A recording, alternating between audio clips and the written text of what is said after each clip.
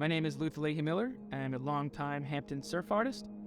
I've been surfing and making art out here since I was about 10 years old.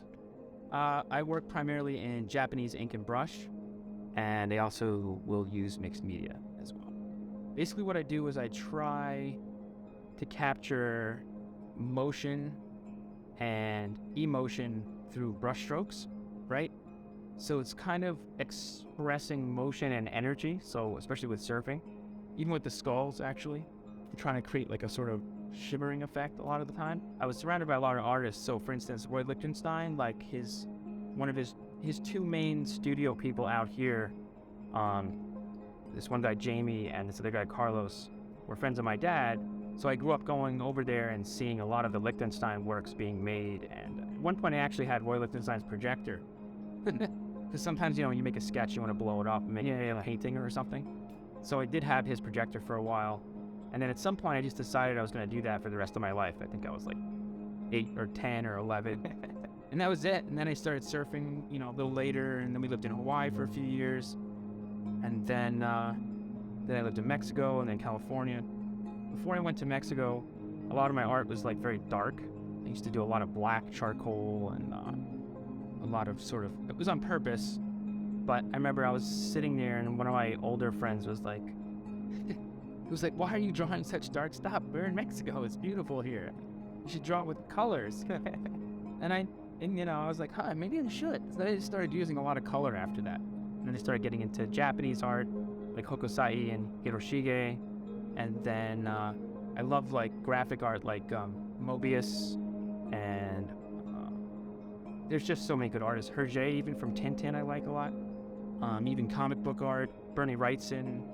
And so, yeah, just basically like the more influences you can get, like the better your salad's gonna taste or something. It's like the more stuff you put in there, the more you have to choose from, the less you limit yourself, like the more you can grow. It's like adding sunlight to plants or something. Yeah.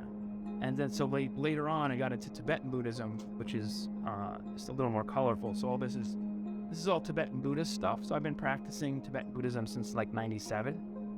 And so the Tibetan art, the colors, and then the actual meditation practice has all sort of melded into This is a 6'2" bonzer shaped by Jeff Doc Lausch at Huntington Beach. It has one of my skulls on the deck, traditional 9-inch logo. And this is one of Jeff's logos here. This is specially made for local jetty breaks in the winter with a 6mm, so you don't have to pump, so you can just like basically pull in and just get shacked. That's basically what this is for. And on the bottom you have this skull, which is the same as over here, but it frames up nicely on the piece. Bonzer design has the keel fins.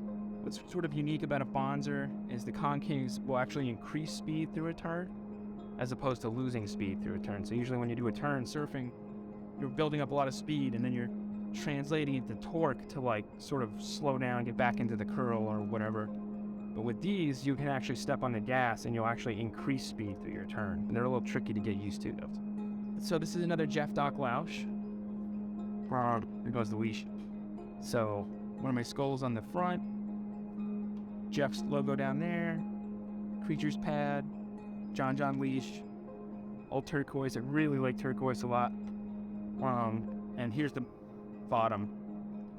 So this is one of my drawings. That's the original art's over there somewhere. But this is actually Tom Curran doing a cutback. You can actually see the little Merrick logo kind of in there. I don't try to make it exact, but because they're sort of abstract. But yeah, I try to basically express the motion and the shimmer and it's like the feeling I'm after, really. Like just get into the love of the art, like do what you love and just do it for the love of it. And then if you make money, great. If you can't make money, don't get discouraged. It's not about that. So it's just like, just hang out with your art friends and just make art together. Just like it's something you do. It's a way of life. Like just do it, but just don't get sucked into the whole like facade of it or something,